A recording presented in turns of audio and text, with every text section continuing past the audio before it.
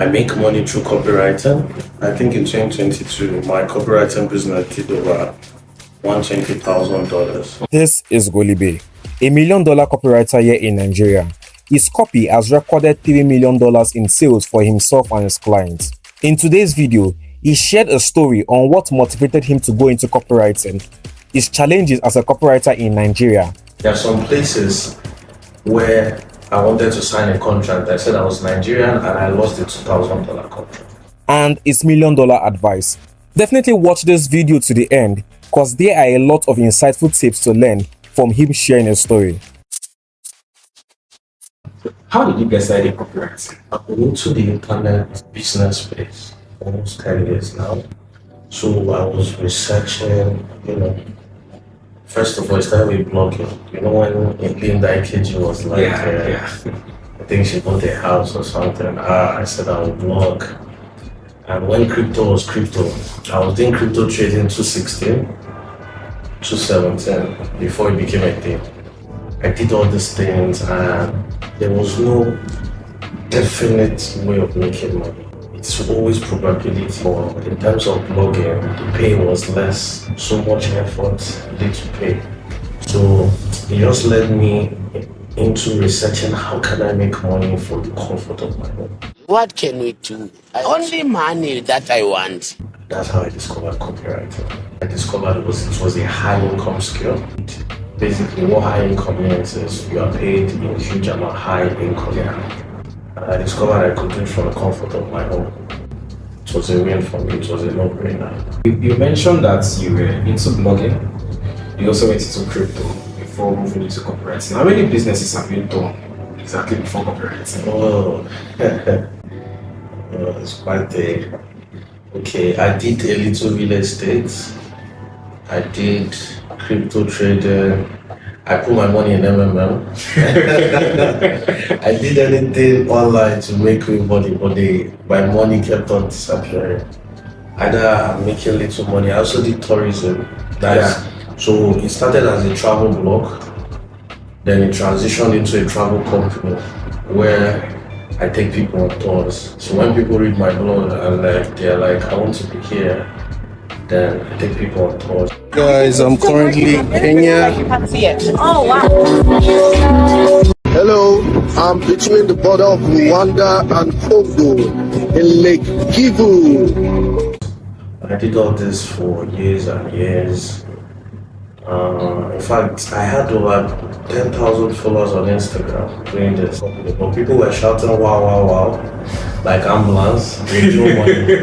I didn't have money in my bank account. It was just likes and claps. I have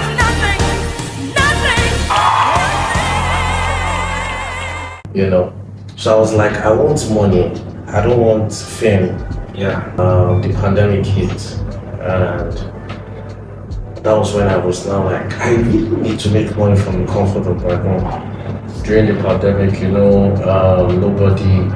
nobody was going anywhere. Businesses were shutting down, but copywriting was paying. I started because I knew about it in 2019. I was doing what I focused on it early 2020. What kind of background would you say you grew up in? Would you say your parents had it all? Or? I came from an average home. My dad died when I was 10, 2 weeks to my 10th birthday. So it has always been my mom. She was the one taking care of 5 children. At the point she was working 2 jobs to make ends meet. It was not easy. It was not easy. And I came from an academic home. My mom is a medical doctor. My dad was a pharmacist. Then my grandparents, engineer, the other one principal. So it's education. So when at an early age I started saying I wanted to do this, I wanted to do business, I wanted to make money on the internet, people were looking at me like, what's this guy doing? I had similar experience. Go and do your computer engineering and stuff. Yeah. What challenges would you say you have had doing business in Nigeria and also as a Nigerian? That's a strong question. As a Nigerian doing business in Nigeria, You'll be having meeting with, because what you do in copywriting is simply you write for American businesses and you get paid for doing so. So you could be having a meeting with an American and they take the lights. Blackout. And it's now like, it will be like the apocalypse. You know, they look at you and like, are you alright? Are you okay? Like, I am okay. You know, all those little things are so embarrassing. Lack of light sometimes, data, your network will be bad, you will not be able to communicate. And even with, maybe you will decide to put generator, put fuel, there will be fuel scarcity. Yeah. Your generator can go off. Like, there are a lot of things, you know, especially when starting out. Because not everybody can afford solar. I installed solar for over 600k. Not everybody can afford that when starting out. Yeah. Then as a Nigerian, that's when we talk about the stereotype. Yahoo boy. He is but not just stereotype for fellow Nigerians that when they see a young guy making money, a Yahoo boy. Let's leave that. Let's talk about, for these guys, the clients, the American clients, the foreign clients. So they are too skeptical. There are some places where I wanted to sign a contract. I said I was Nigerian and I lost the $2,000 contract. So what I do is I make sure I avoid that topic till I start working with clients. Right, but of course now I've passed all that stage. Because now most clients I have, I don't think I've gotten a new client in a while. They are repeat clients. Yeah, because I've been doing this for a while. You have been a big success in the internet business space. Might be to ask, how do you manage your finances? Okay. When it comes to management of finances, it requires a lot. Because there are 3 M's to money, right? Make money, you manage money, you multiply money. So people are always thinking to multiply when they are not making. This is why things like crypto, stocks, you don't get into them to make money, you get them to multiply the money you have, right? So in this case, I make money through copywriting. I think in 2022, my copywriting business did over $120,000. Oh, awesome. Yeah. So a lot of people say, can a Nigerian be making this in Nigeria? You know. So when it comes to money management, I make money from copywriting. Then of course I manage my resources, then put it into things like real estate. Awesome. Yeah. Real estate is like the thing. So you manage by putting into real estate. So how then do you multiply? Or also real estate helps you multiplication? Yeah. You know, the only thing about real estate is it takes a while. It's not magic, right? But like I said, since you're making money, when it comes to multiplication, it can take a while, right? You make money to survive, to get your head above water, right? And then you can multiply by putting it in crypto if that's your thing. But that's not really my thing. Mine is real estate. What are some of the biggest financial mistakes you've made since you got started in the internet business space? That's an interesting one. I think when I started making money, I was like, wow, money. I'm rich. I'm rich. You know when you come from an average background and you start making money, there is a shift. Yeah. Your mentality did not shift. You know, you are in this state of, oh my God, I'm making money. What do I use money to do? It shocks you. Nobody prepares you for that. So when you start making money, you might start buying fancy things. You might start going haywire, right? But that's basically what happened to me. Till I was like, okay, I'm making this money. How can I invest the money? Right? That's one. Another thing is, you keep having this mentality of, this money will finish one day, right? So it's two ways. So you're thinking this money will finish one day. What do I do about it? Because you're coming from a home where if you say, Mom, I want sandals, you say, don't worry, my next 2 months salary will handle that. So you have to wait for 2 months. So you're coming from that family where everything is stringent and all that.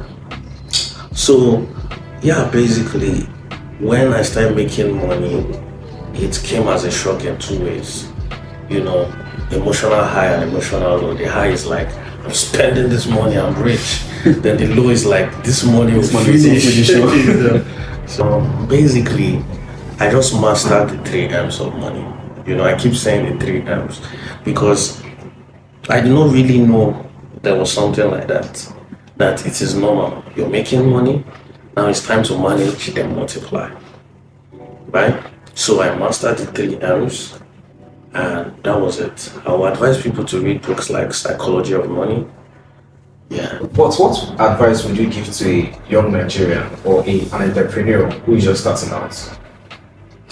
Okay. The problem with Nigerians is we have this Ponzi mentality. We think we put money here to multiply. We are always after shiny objects. We want it fast. We want it fast, right? So my advice to anybody that wants to make money online from the internet is a gold mine. A lot of people should know that now is the best time to make money. There is no time in history where making money has been as easy as it is today. No time in history because of the internet. And the advice I will give is just take advantage of the internet and stay consistent. You will make this money. There's so much money on the internet. If you can be consistent, decide I want to do this for the next 6 months of my life. Like you need to decide that this is your everything. You need to decide that you're ready to do this. No going back. No going back. Once you do that, your life will change forever. I've seen it happen to myself and to my mentees over and over again. I'm 101% sure. What about cases where people stay in it for a year with internet businesses, but they don't make the result of it? The truth is, a lot of people think that learning an internet business is magic. You just go online, go on YouTube, and you're learning and if you can study 4 years in the university with different lecturers and you come out, you cannot land a 200k job as a graduate. The unemployment rate, sure, Over 65%. over 65%. If you cannot do that, why would you not want to learn a high income skill without a mentor, without a teacher? Yeah, Do you get my point? that's true. So a teacher, a mentor is someone who will guide you and say, do A, B, C. So when you consistently do A, B, C for 6 months, not trial and error, you're going to be very successful. Because a lot of people think those 6 months, if you're doing trial and error, no. You'll get that long. You need a definite part, and then you'll not be consistent on that part. Definite parts. So knowing having a right plan, I usually say this, 2 things determine success, right? Having the right mindset and a right plan. Most people don't even have this too. There are some have the right mindset and consistency, but they never have the right plan. Thank you very much, Mr. Thank you very much. It's nice to speak with you today. Thank you very much.